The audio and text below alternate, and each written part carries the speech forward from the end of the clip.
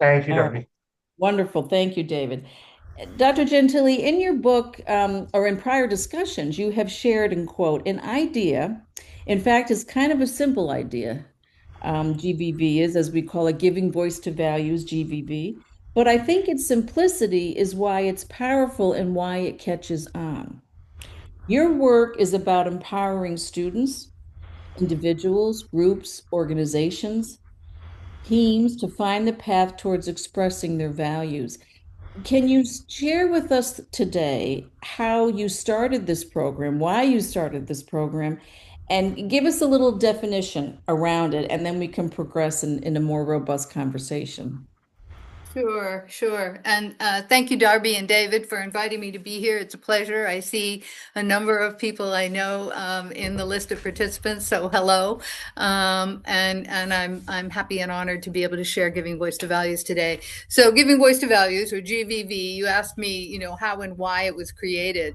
And it really grew out of, I had spent most of my professional career in business schools, and it grew out of my frustration with the way we taught about values and ethics in business education. I was working primarily in graduate business education, MBA programs, and I also would speak in companies, corporations.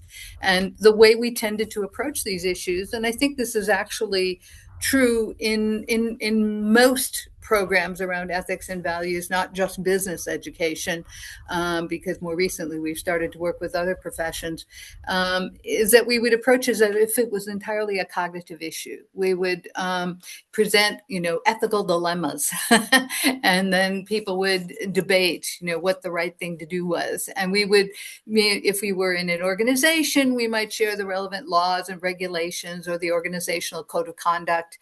And if we were in an academic setting, we would share the models of ethical reasoning that come from philosophy. So utilitarianism, deontology, virtue ethics, and people would debate, is it which of these approaches is acceptable and ethical. And this is it's useful and it's important. You want people to think rigorously and consistently about values and ethics. But we approached it as if it was entirely about building awareness and teaching analysis. And I began to feel that although those were important things, it stopped short. And done poorly, if that's all you did, it became a kind of schooling for sophistry. Because basically, what I would see is that people were learning to rationalize anything. And so I became frustrated with that.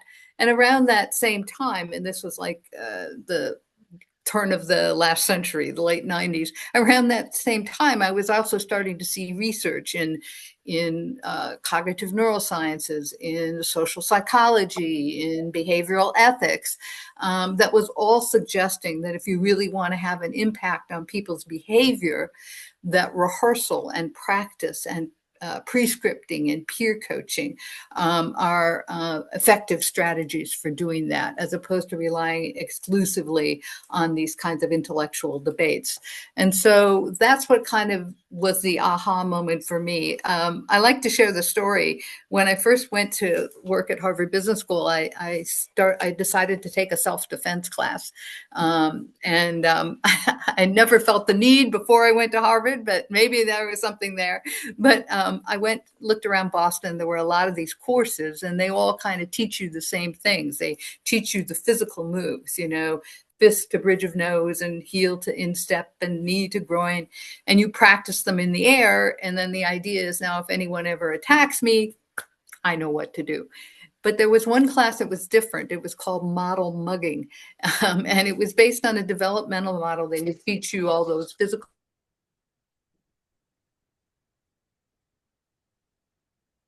Uh,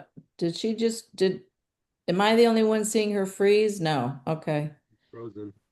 Mary, are you able to, can you hear us? Your video actually froze. Whoops. Well, hopefully she'll be back soon. Okay, Darby, you got to teach the course now.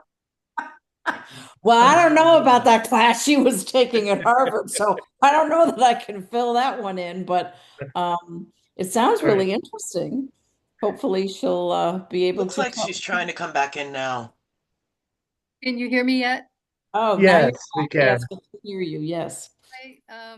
For some reason, let's see if I get my picture back there. There I am. I don't know. It just cut out. You Maybe did there's that weather. switch to heel to the Zoom, I guess. Yeah. Yeah. But anyways, as I was saying, they would teach you the moves, and then there'd be a gentleman who'd come in a padded suit, and he would attack you, and you would get a chance to use these moves on him. And in the beginning, it was kind of ludicrous because you just stood in line waiting your turn to get attacked.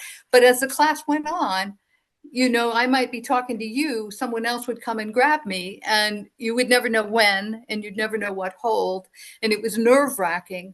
But they explained to us that it was based on the research called specific state muscle memory. The idea that if you rehearse something in the same physiological and emotional and cognitive state that you'll be in when you need to use it, that even if you freeze in the moment, your body remembers. Athletes know this, right? They practice their stance over and over. So when they're under a lot of pressure, their body just automatically knows what to do. So one day I'm in this class and I'm lying on the floor because I've failed to protect myself from this gentleman. And I was thinking, could you create a kind of moral muscle memory? Could you create a default to voice and action, and not just to speaking up, but to informed voice and action? Because I was also gathering stories from, hundreds of people about times when they had encountered values conflicts in the workplace and how they'd handled them and what worked and what didn't work. And what I was learning is that the kinds of objections, we call them reasons and rationalizations, that people encounter are predictable and powerful, but they're not bulletproof. But it's very hard to respond to them in the moment if you haven't prepared, if you haven't rehearsed. So the idea is to create that moral muscle memory. So that was kind of the idea behind giving voice to values. And that meant changing the pedagogical approach that you took. And from there, I can tell you more, but from there it took off. We started using it in business schools and in companies and in other organizations. So I'll pause there, but you kind of get the idea. It's based on, I always tell people, if you don't remember anything else, remember that giving voice to values is about asking and answering a different question. Instead of asking what is the right thing to do in a particular situation, that's important, but we are asking the question, once you know what you believe the right thing to do is, how can you get it done effectively? What do you need to say and do? And the idea is that we're rehearsing and practicing and peer coaching to build that muscle memory. No, that's very key, because especially in different environments, everything has to be taken into consideration, and culture is a big piece of that, I'm sure. As you've gone around the world and you're going back to India, you must bring that to the table. I mean, talk to us a little bit about how you make it culturally specific, even geographically specific, right? And the political issues. I mean, these are all areas that, yes, we can create that muscle memory, but we also have to be cognizant of what's around us, right? And how to maneuver through that. Exactly, exactly. So when I first started creating this, I would get feedback from mostly from faculty in the US and in Western Europe who would say, business school faculty, who would say, this is interesting, might work here, Mary, but it's not going to work in, and then they would fill in the blank. It won't work in China, it won't work in India, it won't work in Russia, it won't work in the Middle East or Africa or South America. And I thought, well, they might be right. I live in Boston, I grew up in the US, but I started getting invited to all of those places. And I found that there was an appetite, but there were certain things I had to adjust. So let me give you an example. I think the first sort of real experience of this was in India. I was invited to give the 2-day program on giving voice to values for a group of Indian entrepreneurs and faculty in Indian business schools who taught entrepreneurship. And the same, I did it in Delhi, and I did it in, where was the other place we did it? I guess it was Hyderabad. So anyways, I'd start the day and the same thing happened. There'd be like 35 people in the room, and they'd be sitting in their chairs with their arms crossed, leaning back in their chairs, looking skeptical. And so I remember kind of saying, what's going on? And eventually some brave soul would say, well, madam, we're delighted you're here. And we're very happy to listen to you talk about giving voice to values. But you have to understand, this is India, and we can't even get a driver's license without paying a bribe. And so this is really not going to be relevant for us. But we're very happy you're here, and we're happy to listen to you for 2 days. So I said thank you for being honest. But I learned I had to do 5 things, and these have stood me in good stead in other cultures as well. So the first thing you have to do, and the first thing I did in that instance, was to acknowledge the reality, to say, yeah, I know what you're talking about. This is not my first trip to India. I've been here a dozen times. I know what you're talking about. I've experienced it myself, not for driver's licenses, but other things. And so, you acknowledge the reality. And then the second thing you have to do is you start from a place of respect, where you say, well, but I know you have values. I'm not here to tell you what they are. I know you have them. I know you're not thrilled about having to pay a bribe to get your driver's license, or you're on the way to pick up your kid at school and you get stopped by a cop who wants a bribe so that he can say you weren't speeding, even though you weren't. Things like that, which were the stories I would hear from my friends. And I said, I know that's not something that thrills you, that you have to do that. You have the values, but you're feeling like you have no option. So then you're starting from that place of respect. I'm not here to teach you values. Then the third thing you do is you explain what I just explained to all of you. I call it the giving voice to values thought experiment, where I give you a scenario, and instead of saying what's right, I say, if this person believes this is the right thing to do, how could they get it done successfully? And that does 2 things. The first thing it does is it brings the stress down, and so people are more willing to speak. The second, because you're not asking them, what would you do? But the second thing it does is we know from the research that people are more creative if they feel less stressed. They're more open. They're more willing to come up with things, And so you explain the thought experiment, which gets them a little more open to the process. The fourth thing that I do is I always try, if at all possible, to have examples from the culture I'm in where someone has done this. Now, in this particular case in India, I had a video cases that I had developed with the Carnegie Council for Ethics and International Affairs, where we had done interviews with an Indian gentleman, an entrepreneur, who had purchased an Indian company from a major multinational. The multinational had purchased it years before, and now they were selling it to this entrepreneur. And it was a company that produced packaged Indian food for primarily a Western market, Australia and the US. But it was based in India, and it was nearly bankrupt, and it was pretty corrupt, and it was in violation even of Indian labor laws in a lot of cases. So it was a sick company. And in the space of a couple of years, this entrepreneur turned it around to be both financially quite successful, but also to be seen as a model of clean operating. And so we had posed questions to him on this video where, how do you handle it when the state inspector comes and demands a bribe in order to say that your boilers meet compliance standards? How do you handle these things? And we presented them as GVV cases where it's not what would you do, but rather you don't want to pay the bribe. What can you do to avoid that? And then he shared, after there was a discussion of that, he shared how he did that. And so we shared these examples, and that did 2 things. It triggered a sense of pride in the audience in the room, because they all thought, well, he's one of us and look what he did, And then the second thing is it triggered a little bit of competitiveness, if he can do it, why can't I do it? And then the final thing, the fifth thing that I learned I had to do was I had to explain, and actually you kind of have to do this in the West as well, but especially in very hierarchical cultures, you have to explain that the voice in giving voice to values is not literal voice. It's a metaphor.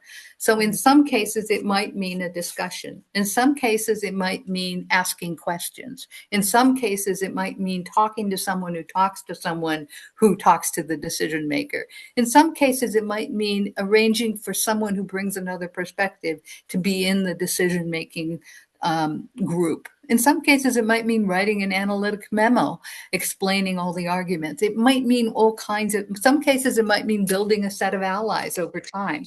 So there's a lot of ways that voice as a metaphor can manifest itself.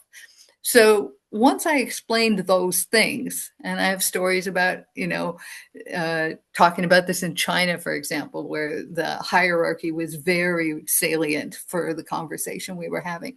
Once you explain those things, this group of entrepreneurs and entrepreneur educators of entrepreneurship got very engaged, and I had some scenarios I'd created that were based India based, and they got so excited about their discussion that they lapsed into Hindi. So fortunately I had asked a friend of mine, a woman from Goa, to be there, and so she was whispering in my ear translating, and we had these conversations. So I learned a lot from that, and I found that those are the 5 things that once I've done those things, I've felt a real interest, and I have examples from China, from Egypt, from Africa, to share how that worked. But I think what's important in it is that a lot of times people think when you say you're going to adapt for a different culture, they think it means you're going to water down values, and I haven't found that to be the case.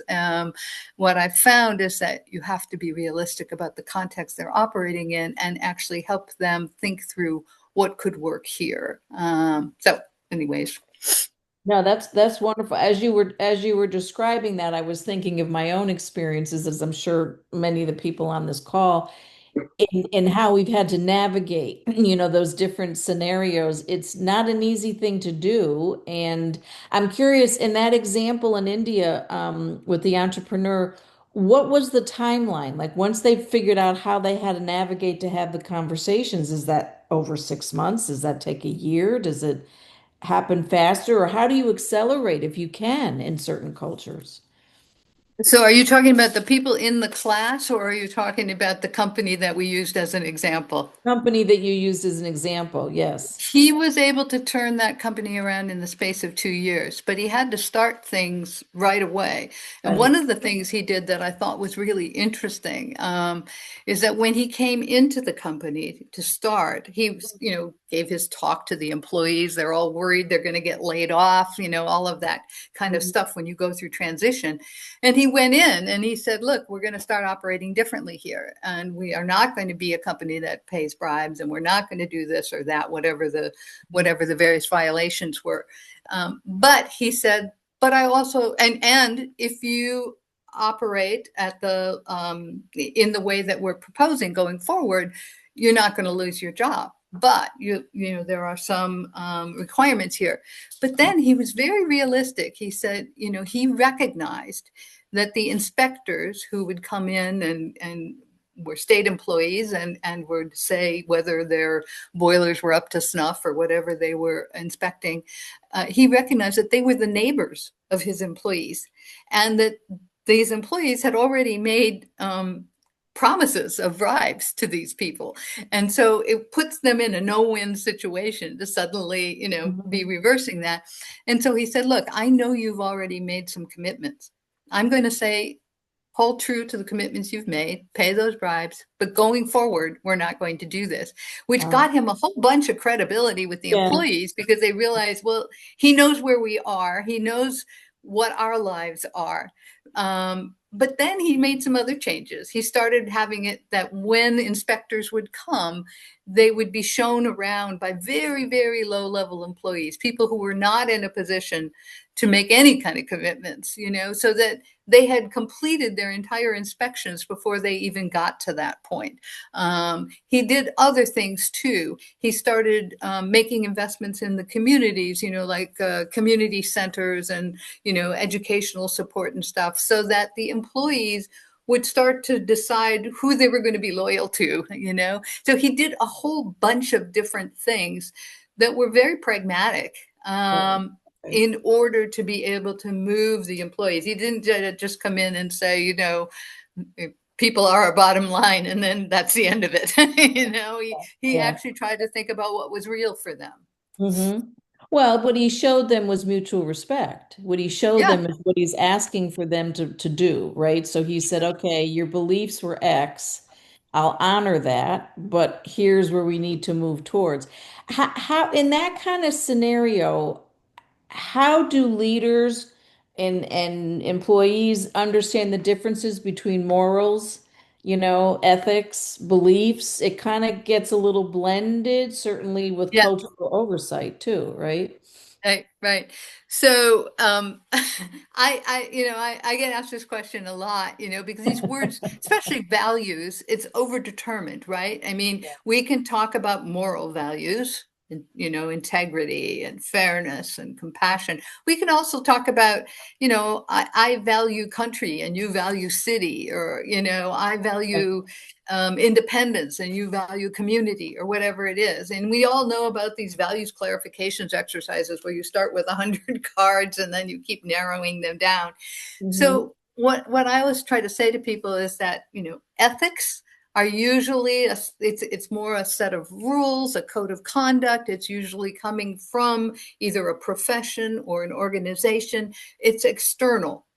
But values, at least in the way I'm talking about them, are what comes internally. And then when you come from the internal set of values, that in and of itself is also, as I said, overdetermined. But I'm talking about the subset, which refers to like moral values. And the Right. reason I'm doing that is because it's perfectly fine for people to disagree about country and city, or, community or individuality, those kinds of things. But the research, both philosophers and psychologists and anthropologists, even biologists have tended to identify that there are a core set of values that are pretty much universally shared. Philosophers call them hypernorms. And the good news about that is that there is some common ground for communication across culture, across time. The other news is that it's a really short list and it's really high level. And so that has something to do with how we think about values too. That, when I encounter a values conflict, there's going to be times when it's going to be something we're going to agree to disagree about, Right. and something that comes from my political beliefs or my religion or my family background or whatever it is, Hmm. my cultural background. But then there are these high level values that do tend to be widely shared, and they are essential. So when you're encountering values conflicts, you kind of have to decide, sort, Right. which are Right. these? What are we talking about here?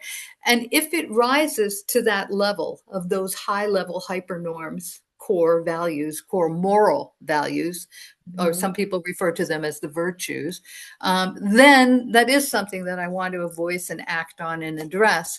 But I also want to think about expressing it in language and with examples that are likely to be shared, as opposed to in a way that really just comes from my cultural background or my religion or my politics. I'm going to try and find a way to connect because I know you share that value, but you might talk about it differently, Right. and so that's how I sort of tend to think about those distinctions: what's external and what's coming internally. And from giving voice to values, we're really trying to appeal to the aspirational, the part of me that actually wants to behave in a compassionate way or in a way that expresses integrity, things like that.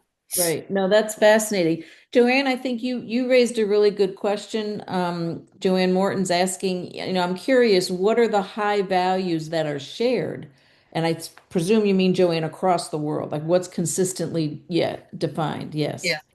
Yeah, there's research about these. Rush Kidder has done some research. There's others who've done Phillips and Barter. Others have done some of the research, but they tend to be things like integrity, fairness, compassion. Those are the key.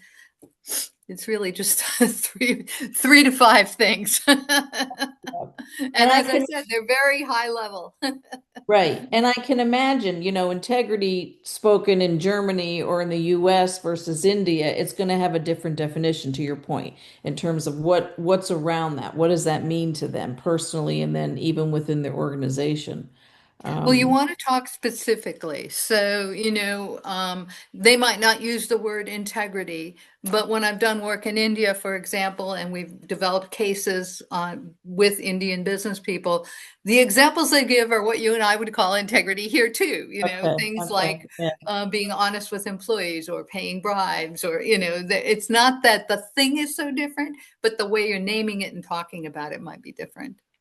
Well, work I you're did in Nigeria, for example. I did some work in Nigeria a few years ago, and I spent a week there sort of gathering examples and talking to employees. And then a few months later, I came back to do the training. This was for Unilever in Nigeria.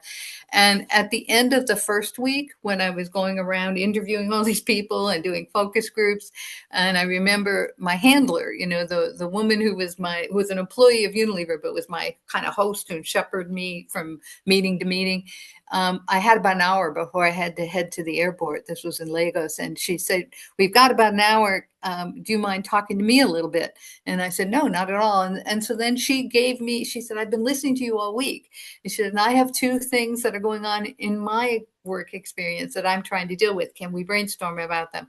And they were exactly what you would think about. I mean, one of them was about someone who had reported to her some unfair and even sexually inappropriate behavior by a boss toward an employee. And she had to figure out, because she was in HR, she had to figure out how to handle that.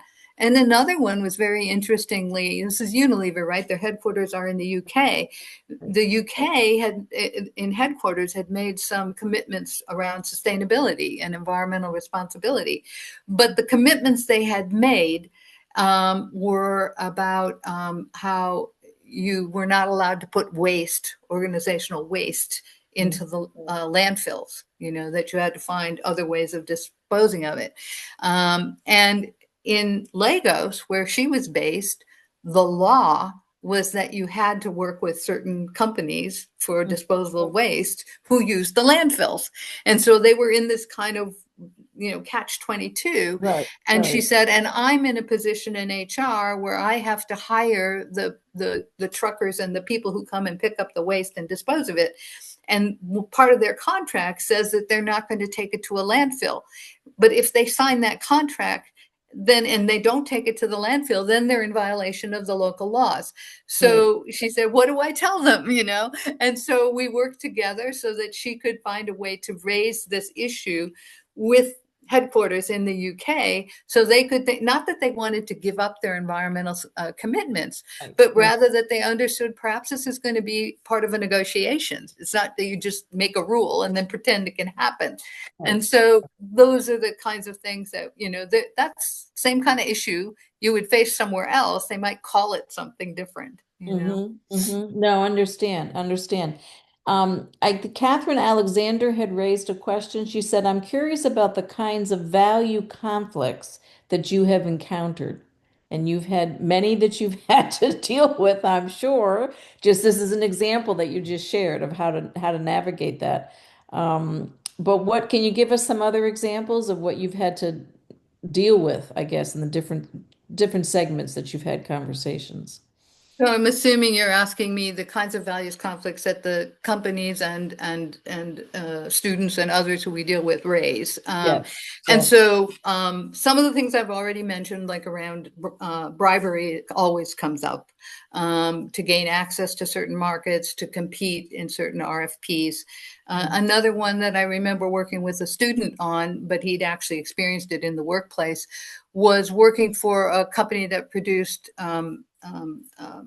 health-related, not pharmaceuticals, but mechanical tools that physicians would use, and that he was being encouraged to market them for off-label uses. So in other words, uses that had not been approved by government investigative processes, but it expanded their market.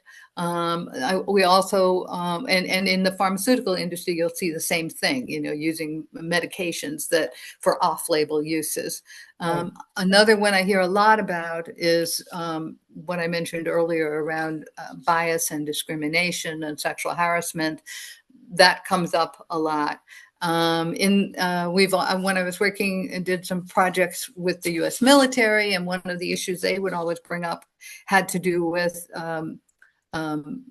treatment of women, because they were usually in the minority in whatever group they were working in. Sustainability, it's interesting. A lot of GVV is about the things we're not supposed to do, but increasingly people are using it in terms of how do you act affirmatively, if you want to do something that is more environmentally responsible? So instead of just stopping your pollution, how do you build, like, for example, there's a professor who I met when I was doing a visiting professor thing in Australia, and he got very excited about GVV, started teaching it in his leadership and ethics classes, and then he moved to teach at a business school in Sweden, Jönköping, if I'm pronouncing that correctly. And he had 3 students. They were graduate students, MBA students, who were very interested in not just sustainability, but regenerative sustainability. So, it's just not just the idea of stopping doing the bad stuff, but trying to do the good stuff. And they've actually written a book based on GVV and a group of, I think it was 5 or 6 case examples of both companies and hybrid organizations and nonprofits who were trying to operate in the regenerative sustainability space and using kind of a GVV framework to describe and support what they were doing. And we have a Giving Voice to Values book series, and they published it in that area. So people have found many different places and ways to apply it. You're giving them the framework to be able to develop and to take their ideas further. David, I see you have your hand raised. I'd be happy to let Catherine go first. Yeah. Catherine. Catherine has You're come up. muted. Can't hear you. There we go. So, Mary, I'm just so delighted to hear you talk. You have no idea. I talked to you nice to meet you. many, many, many, many years ago when you were with the Aspen Institute. Oh, I thought your name looked familiar. Yeah, yeah. Oh, I'm shocked you could remember. It was so long ago. And I kind of lost my train of thought. One, I'd love to know what the book is. And the other question I have, because my work has been really about the culture in which people work and how that culture dictates certain sets of values. I call them systems of values. This is the work from Jane Jacobs. Yeah. So I'd be really interested to hear stories that you might have in terms of values conflicts about the management style, I guess, that kind of infuses a company and how individuals get caught in that. Sure. Absolutely. Thanks, Catherine, and good to see you. So I think the book that, just to answer that question quickly, that Darby was referring to is the Giving Voice to Values book, which I created I guess it came out in 2010 now, but it's just called Giving Voice to Values, how to speak your mind when you know what's right. But then based on that, there's a whole curriculum with hundreds of pieces of material. There's MOOCs, there's interactive online modules. There's a book series Darby's holding up the core book. There's a book series from Routledge where a lot of other people have written books applying GVV to law, to medicine, to sustainability, to young adult education, to any other variety of things. So those, and I think that there's a 2-page PDF that we can share with you. Just let me know. That has links to all of the stuff. Now, to get to your question about management style and how that influences things, I think it's hugely important. And the way it's interesting, it's been an evolution for me, Catherine, where when I first created this, I just thought it was for business schools. That's where I spent my life. I was not intending to take it into organizations, but they started reaching out to me. And when I first started going, it was usually people who would say, would you speak to our middle managers or our lower level employees? Because our senior people, if they don't know how to act on their values, they wouldn't have made it to senior positions. But that's what they would say. But then as time went on, people started to realize, maybe we need to talk at other levels. But I learned that you had to speak to senior level management in a different way. I talk about GVV at the top, and I sort of identified 3 things. The first thing is that when you talk to senior leaders, it's not just about how do you raise these issues up in the organization. It's often for them going to be more about how do you raise the issues laterally to their senior peers, which is quite threatening for them because these are people, you have to work with, and they don't want to lose their credibility with these people. They don't want to seem naive or Pollyanna-ish or as if they can't take the hard decisions or whatever it is. And so that becomes a challenge. And I remember the first time I went to share GVV with McKinsey, I was working with a group of senior partners, and that was the issue that resonated for them. Yeah, How do I, often. we're partners. How do I work with them? The second thing with senior leaders is culture. And I think that gets a little bit to what you're talking about when you're talking about systems of values in Jane Jacobs. But it's basically this idea that there are things that senior leaders do that encourage voice and action in the service of your values, and things that shut them down. And I'll give you an example of that in a minute. And then the third level is if giving voice to values is about rehearsal and practice and peer coaching and pre-scripting, you can use all of those same approaches if you're a senior leader in terms of how you respond when someone brings the issue to you. So you can rehearse, pre-script, practice. How am I going to respond when you bring me bad news? Because it's always bad news. It's always expensive. It's always time consuming. It's not something I want to deal with. And so we can use those same pedagogical approaches or methodologies to sort of make me more capable of responding in a way that doesn't shut people down. Now, the example I'm going to give you, which really addresses culture and how do you hear it, comes from the work I did in Nigeria. I think I mentioned I was supposed to do a set of trainings for a group of senior middle managers. They were like high potential middle managers who'd been identified as sort of change champions. And we were going to train them on GVV, and then they were going to go train the rest of the organization. And so I'd gone there, I'd gathered the examples, I understood what some of the challenges were. And I went back a couple months later to do the training. It was like a 2-day training with these 35 middle managers. And a few weeks before I was going back to Lagos, I get a call from the UK, from the senior people who hired me. And they were saying, we've changed our minds. We want you not just to train those middle managers, but we want to bring in the entire set of senior leaders for country managers for Nigeria. So it's like 8 senior leaders. So in addition to the 30 or 35 middle managers, and we want them all in the same room, and we're going to do this training. Now, you know, if you do this kind of work, in a way, it's the holy grail because you kind of want the senior leadership involved, but it was also terrifying, you know, because first of all, I hadn't prepared for that. And secondly, how is this going to work to have the senior leaders in the room with the middle managers, and I don't have any extra time, and how is this going to happen? So this is what happened. And I think it partly gets to your question, which is that, you know, we did a whole bunch of things. They did preparatory work, et cetera, and we introduced them to GVV. But then when we got to the actual giving voice to values exercises, where they were given scenarios that we'd prepared that were based on Unilever Nigeria specific challenges, and we put all the middle managers at their own tables of, you know, like 6 or 8 people to do the usual GVV scripting and action planning about how am I going to raise this effectively to my senior management. We put the senior leaders at their own tables, just with them. And we said, here's the same scenario. How could someone bring this to you in a way that would make it easier for you to respond appropriately? So we weren't casting them as the villains. We were casting them as someone who might want to do the right thing. But how could someone help them? You know, stop me before I kill again. Help me to do the right thing.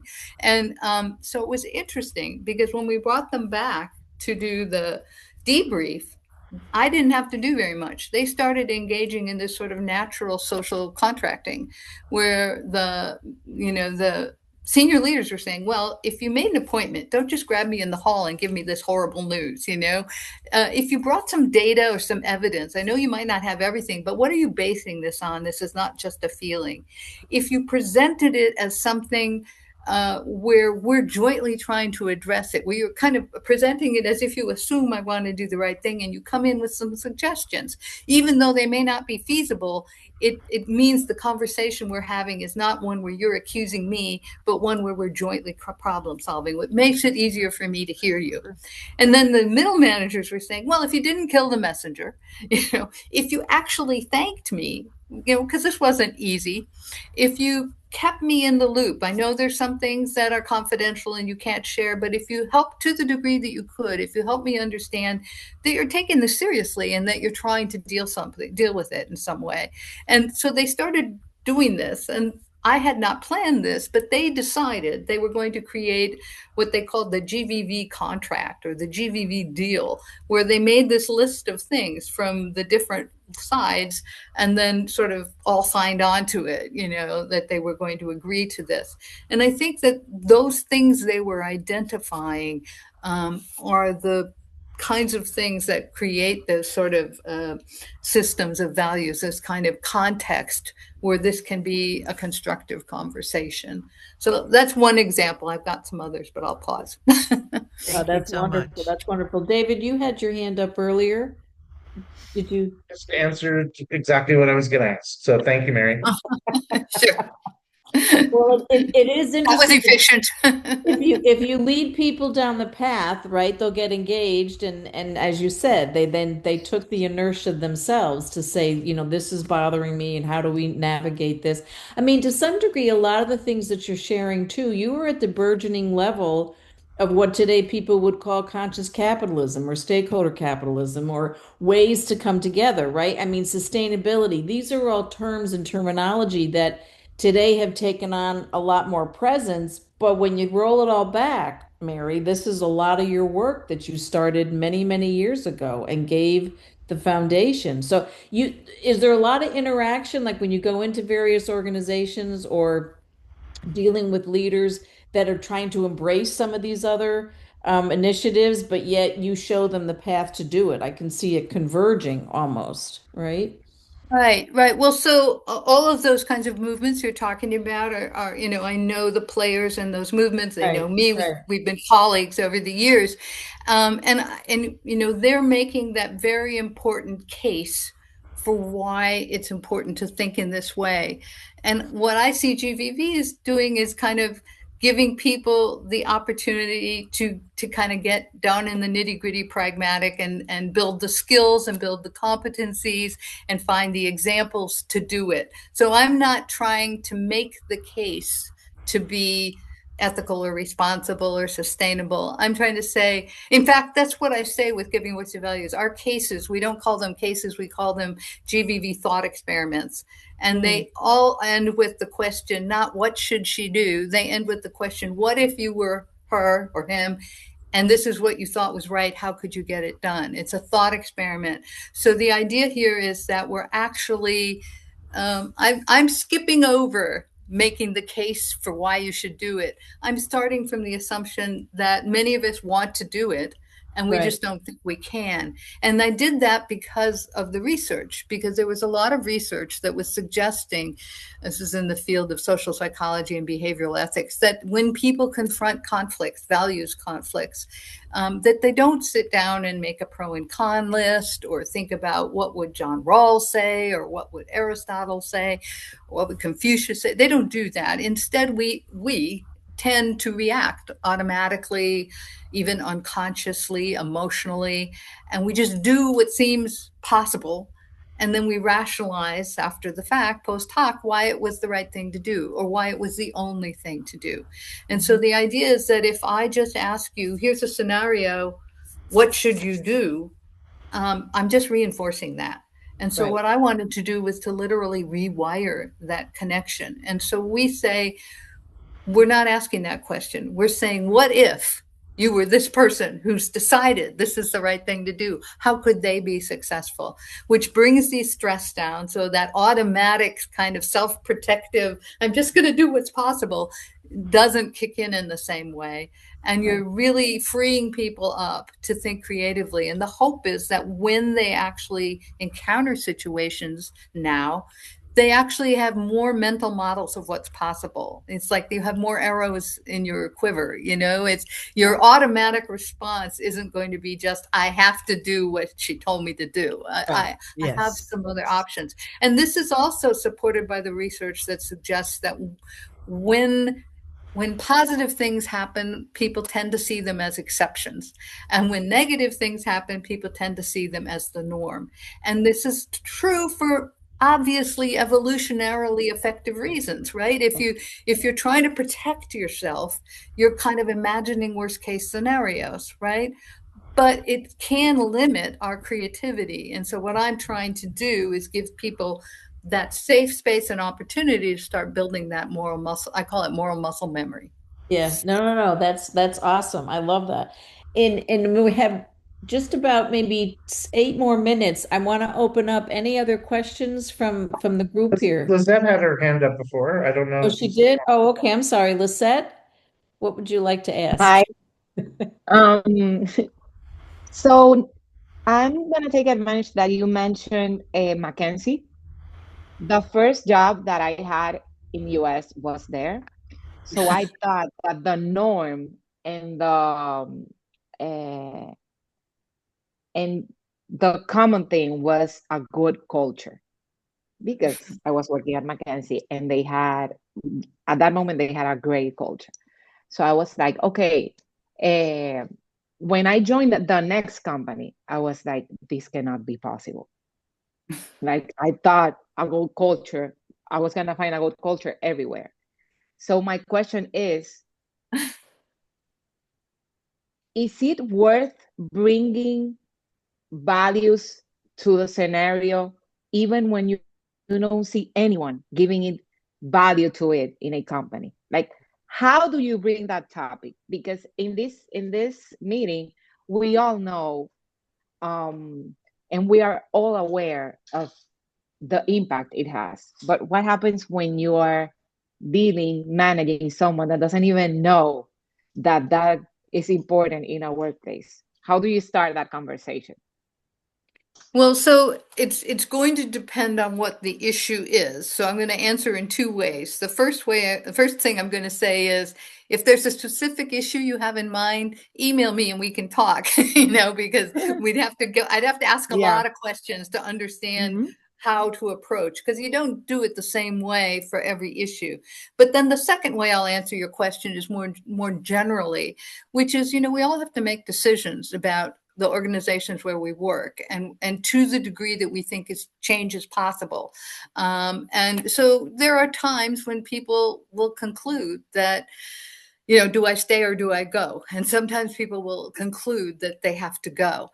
But I always feel like, even if you've concluded that, why not try before you leave? Why not start to raise the issue? Because, often in an organization, depending on how big the issue is, how entrenched it is, how tied it is to the leadership, all of those questions, sometimes you need to be working more incrementally and over time. The way I talk about it is, there are the one-off situations where someone has asked you to do something and it's wrong and you want to find a way to say no. We've got cases about that. Someone's boss tells them to lie to a client. It's a specific situation. But then there are situations that really are systemic within the organization or even within the culture, like what I was talking about earlier in terms of certain cultures where bribery is much more prevalent. And in those cases, people will often say, well, it's a systemic issue, therefore there's nothing I can do. But in our work, we've identified people who still tried to deal with something. But what they had to realize is that to address a systemic issue, it needs to be addressed systemically. Now, that doesn't mean there's no role for individuals, because the only way it changes is through individuals. But it does mean that you may need to think more incrementally, more long term. You may need to be building a set of allies. We've got some cases that we wrote. We got some funding from the United Nations Global Compact Prime to write some cases about corruption in India. And, some of them were, multi-year initiatives to try and address the challenge in a particular organization. And it was not easy. And, but it ended up having to involve other people and, build this set of allies and make change over time. So depending on the issue you're talking about, whether it's an individual bad actor or whether it's something really embedded in the culture, you're going to do it very differently. And you're going to have to think about it across a different time frame as well. So I don't know if that helps a little bit, Lisette. Yeah. Thank you. Mm-hmm. I think we have time for one more question. Alan, I think you had your hand raised. Yeah, thanks very much. Hello, Mary. Good to see you. Hi, Alan. Good to see you. And my question is about sustainability. And in my experience in this space, leaders are attracted to this shiny new toy that they've got, and they kind of overestimate what it can do in some cases. and underestimate the importance of application and ongoing maintenance. So I'm wondering what your experience is in this space and how you deal with that. Oh, specifically around sustainability, did you say? Yeah, the sustainability of the work that you do, so it being embedded in the business on an ongoing basis. Oh, okay. I thought you were talking sustainability in terms of environmental responsibility. Okay. No, you're absolutely right. The biggest challenge I've faced in terms of sustainability in this work is when leadership changes. Yeah. And it's not even because they don't care about it. It's because they want to put their own mark on something, I want to bring in the program that everyone recognizes, or that I was the author of, or whatever they want to feel. And that's been the biggest challenge for me. The organizations that I think have dealt with that better are either because they've had consistency, like, for example, the first company to use GVV, there were some senior leaders who were committed to it, and they just sort of made that, we're going to keep doing this. We can make all kinds of other changes, but we're going to keep doing this, and so they left room for change within an overarching umbrella, and that seemed to help. But the other way that I've tried to address that is to simply, when I share GVV with an organization, I'm not invested in them calling it GVV. I'm not invested in them saying, this is what Mary told us about. I want to change the conversation within the organization and to make certain kinds of topics discussable in a different way. And so one of the things I've found that helps with that a lot is something that we developed. We actually, interestingly, coincidentally, I kind of came up with the idea the first time when I was working with McKinsey, but we've used it with other organizations, where we find senior leaders in the organization who we work with to identify a situation where they faced a values conflict earlier in their career, not as a senior leader. And we coach them on how to share the story. And then we find different venues for them to do it, whether it's in person or video or whatever, or online. But the idea is that they share the story, not to be able to tell the story about and see what a good girl I am, but rather to express, this was really hard and I was so afraid of this and worried about that. And then to talk about how they found a way through it. And it might have been because someone else helped them. It's not necessarily a hero story, but it's a solution story. And the idea is that when they share those stories, it does a number of things. First of all, it signals that I actually do care about this. This is not just me as senior leader saying, this is important and putting it up on the wall. They talk about something that bugged them when they were junior in the organization. It was really something internal to them. And they express the anxiety and the worry about it, the fear about it, which more junior people can identify with. And it's a teaching story because they share the solution and how they found the solution. And then finally, it's an inspiring story because they went through that. They did the right thing. And look, now they're a senior leader. So it didn't screw their career, So we've found that, and you may end up talking about it as GVV and you might not, but when organizations use those kinds of leader stories, I call them leader stories, you could call them something else. I think that's very powerful. And I think that is what can help change the conversation. It also identifies significant people in the organization who I now know I could go to because I know they've expressed that. So that's one thought. I mean, there's obviously a lot to say about it. That's a huge question, but thank you, Alan. Thank you. Thank you. It's a lot of understanding the psychology and being able and willing to listen and to come to a meeting of the minds, right? And meeting people halfway, and that's a big piece. So, and it's quite admirable that you're saying it doesn't have to be the GVV process, but in effect, people are taking those elements and they're redefining it for their own culture. But that's what you want to see. That's your give and take, right? And that's just kind of how you've designed it, because that's the kind of person you are. So that's a wonderful teaching mechanism. You're teaching all the time, Dr. Jensen. Don't realize it. Well, to be honest, I think that actually comes because I came out of academia, and so my idea is right. I want to share ideas. That's Yes. what Well, motivates me. and that's So I healthy. think versus what a corporate culture typically can go down the road. Yep, I agree.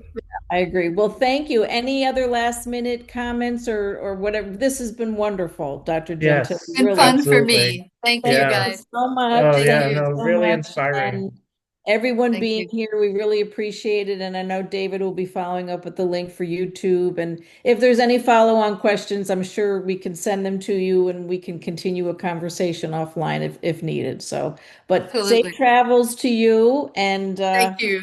thank you ever so much. All right, everybody. Have Okay. a good rest of your day.